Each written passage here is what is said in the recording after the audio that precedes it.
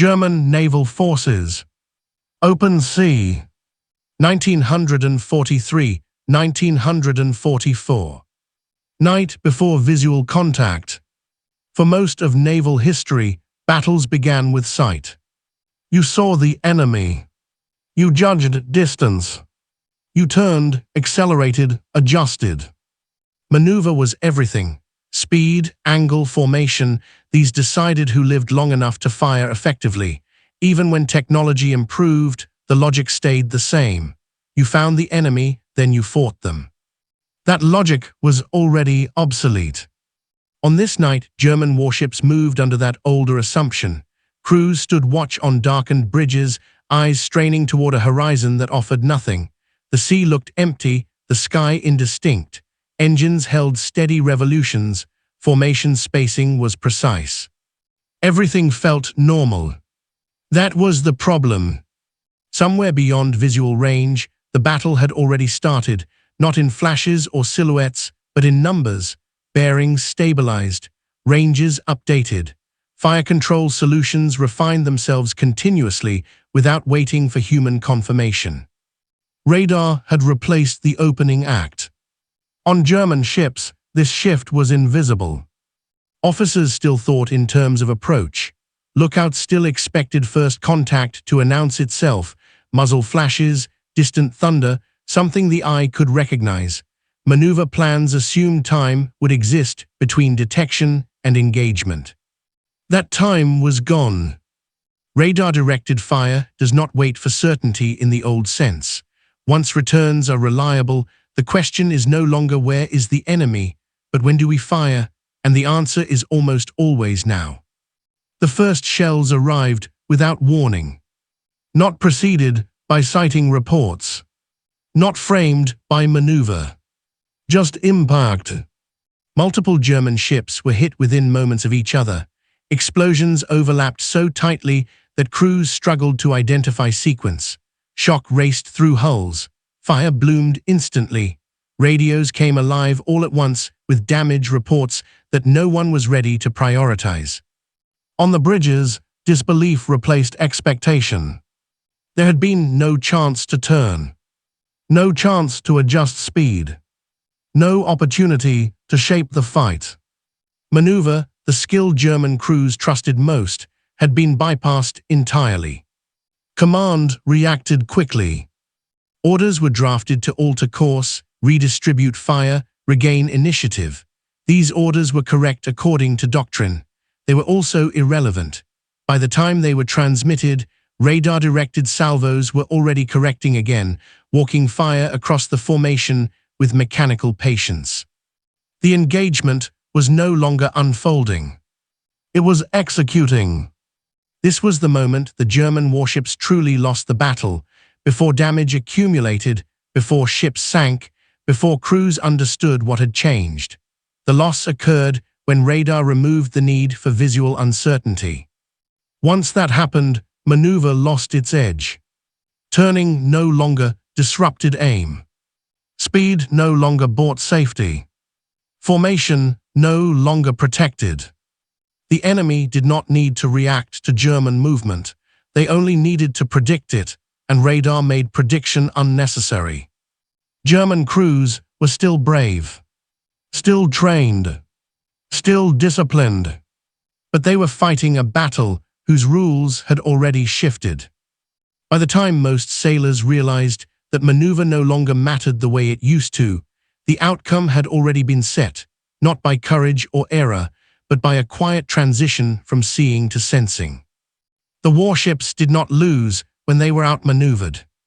They lost the moment radar took over. The most dangerous part of the transition was how quiet it was. Radar did not arrive with a dramatic announcement. There was no moment when crews were told, "From now on, the rules are different." Instead, it crept into command rooms and plotting tables, first as assistance, then as authority. At sea, that change was easy to miss, especially for those whose instincts were still shaped by visual combat. German warships still trained their eyes first. Lookouts mattered, night optics mattered, experience in judging distance by flash and silhouette still carried weight. Maneuver drills were practiced endlessly because maneuver had always been how uncertainty was solved. Radar inverted that relationship. Uncertainty no longer lived in distance or darkness. It lived in data quality, and once the data stabilized, uncertainty vanished completely. The enemy did not need to see German ships to know where they were. They only needed consistent returns. That distinction mattered more than any individual hit. On German bridges, officers waited for visual confirmation before committing fully. This caution was rational. Visual contact had always been the threshold for action. Maneuver plans were built around that pause, the brief, critical window where ships could turn, spread, or concentrate before fire truly began. Radar removed the pause. By the time German crews realized they were detected, targeting had already matured elsewhere. Bearings were not tentative, ranges were not estimates. Fire control solutions were already correcting in real time. This is why the opening salvos felt unreal. They did not arrive as the start of combat. They arrived as the continuation of a process that had begun unseen. From the German perspective, the battle skipped its opening chapter. That shock did more than cause damage. It broke timing. German doctrine assumed that maneuver influenced accuracy. Change course and you force recalculation. Change speed and you buy seconds. Spread formation and you dilute fire. Radar ignored all of that. Turning did not disrupt tracking. Speed changes updated instantly. Formation shifts were registered and compensated for before they produced advantage. Movement that once created opportunity now only produced new data points. This was deeply unsettling for crews. Actions that should have improved survival did nothing. A clean turn produced no relief. A speed increase did not widen distance. The sea no longer rewarded motion the way it always had. Command sensed this before it could articulate it. Orders were issued more frequently, not because leaders panicked, but because they felt influence slipping. If maneuver was no longer shaping outcomes, something else had to. Mori orders felt like the answer. They weren't. Radar-directed fire moved faster than instruction. Each new order addressed a situation that had already evolved. The more German ships maneuvered, the more predictable their tracks became, not to the eye, but to systems that never blinked. This is where the real loss occurred. Not when ships were hit, not when fires spread, but when German crews realized, too late, that the sea was no longer hiding them and darkness was no longer protection. Seeing had stopped being decisive. And once that truth set in, the rest of the battle became a matter of endurance rather than control, fought by sailors still doing everything right in a world that no longer rewarded the things they did best. For generations, maneuver had been language. A turn signaled intent. A speed change created uncertainty. A formation shift forced recalculation. In radar-directed combat, maneuver became noise. German warships continued to do what training demanded. Courses were altered. Speed was adjusted. Formations tightened or spread in textbook fashion. Each move was clean, disciplined, and purposeful, exactly the kind of behavior that had saved ships in earlier wars. This time, it saved nothing. Radar did not interpret maneuver as disruption. It interpreted it as data. Every turn refined a track. Every acceleration updated a solution. Instead of degrading accuracy, movement improved it. The act of trying to evade made prediction easier. This inversion was devastating. Crews felt it immediately, even if they could not explain it. A ship would turn hard to throw off aim, and shells would land just as precisely.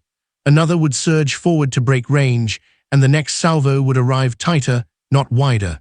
Maneuver that should have bought seconds bought none. The sea no longer punished stillness or rewarded motion.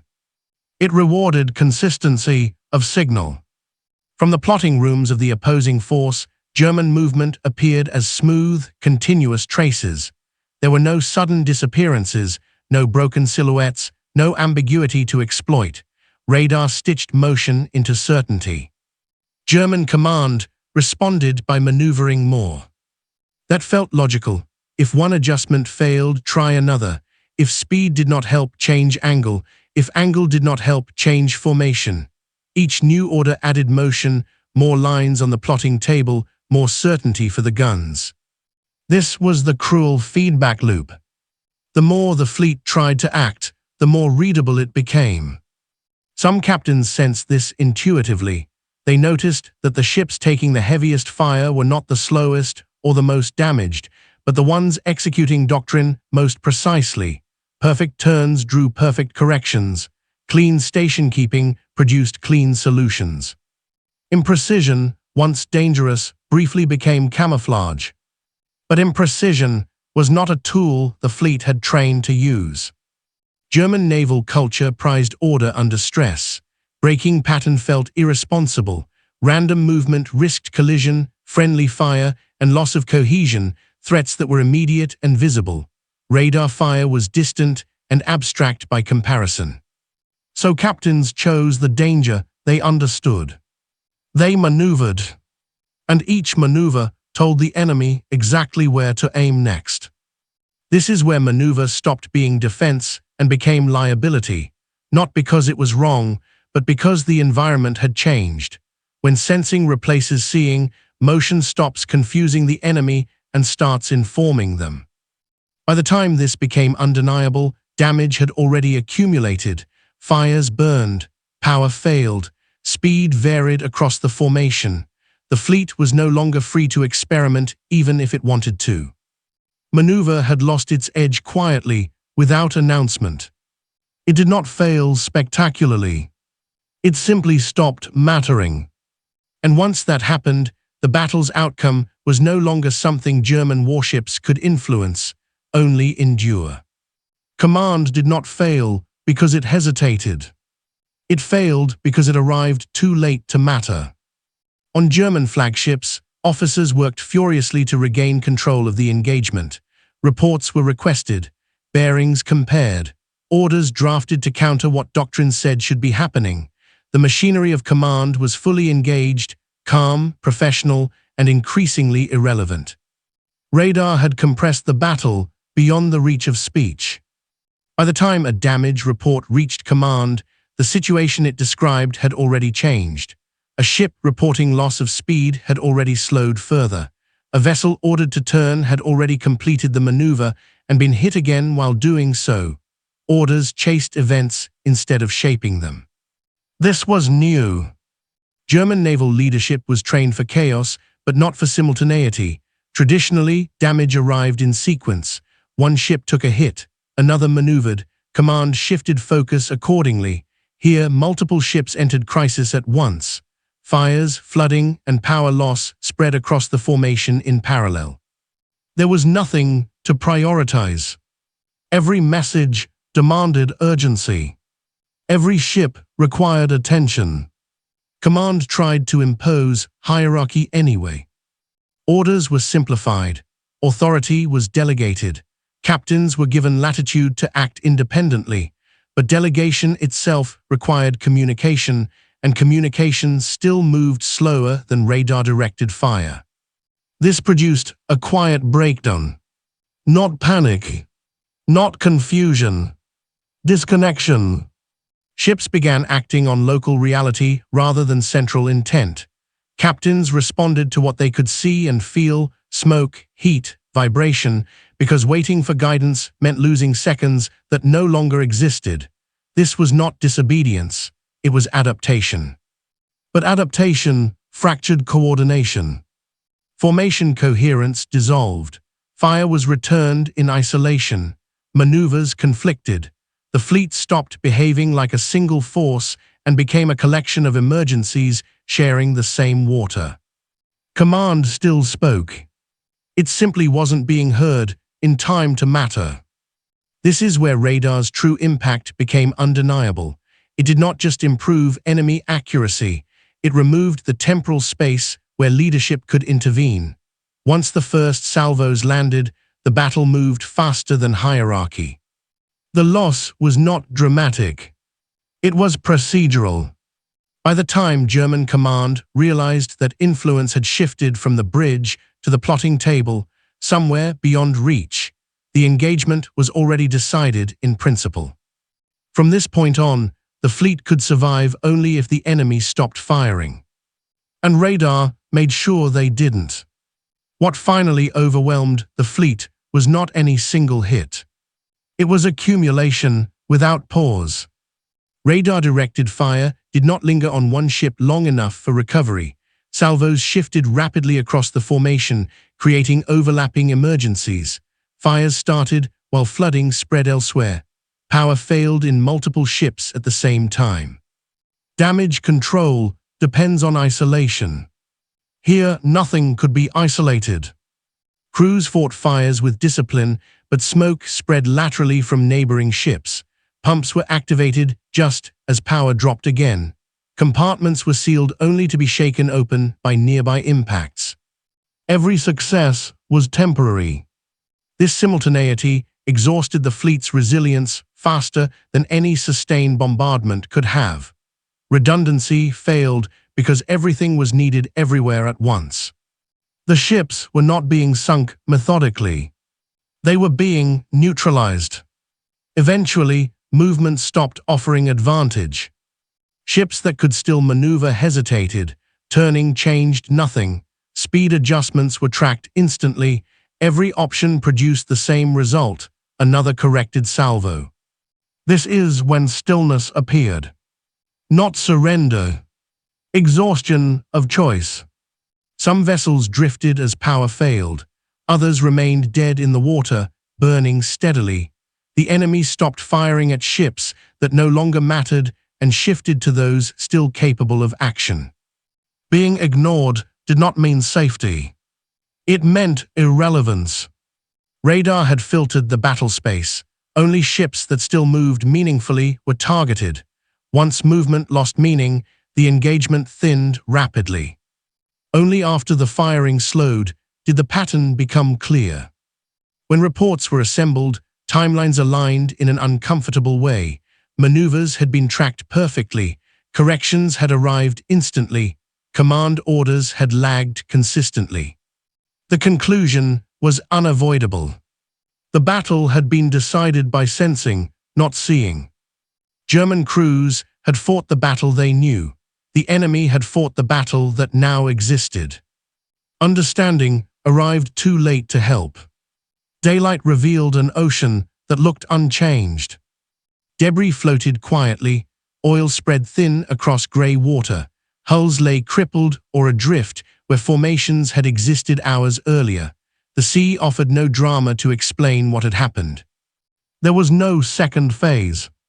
No pursuit. No regrouping. The engagement had ended because there was nothing left that could act. Radar did not just improve accuracy. It removed uncertainty. And uncertainty had been the space where maneuver, courage, and leadership operated. Once that space vanished, traditional advantages collapsed with it. The sea no longer hid movement. Darkness no longer protected intent. Motion no longer confused the enemy. Everything became visible as data. German warships did not lose because they fought poorly. They lost because the battlefield changed underneath them. Radar replaced sight. Prediction replaced reaction. And maneuver, once the heart of naval combat, became noise. The engagement was decided before most crews understood what had changed. By the time they did, the outcome was already sealed, not by a mistake, but by a transition. The war at sea had crossed a threshold. And on the night radar took over, the battle was lost long before the last shell landed.